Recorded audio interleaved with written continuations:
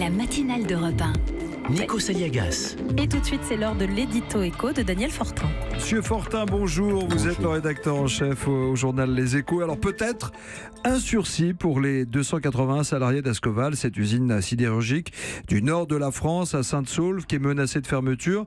Et après une réunion à Bercy hier, le plan de reprise du site par le groupe Atifort a été jugé viable. Est-ce que c'est du sérieux cette histoire ?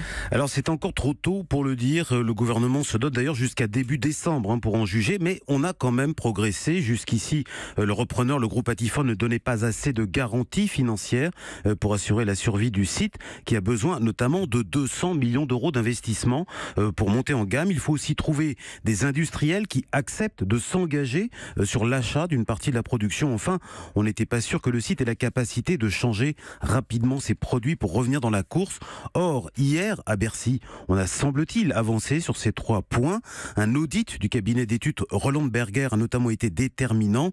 Il a montré que oui, l'usine de Saint-Saulve est viable, à condition de se transformer, mais pas de triomphalisme pour autant au cabinet de Bruno Le Maire.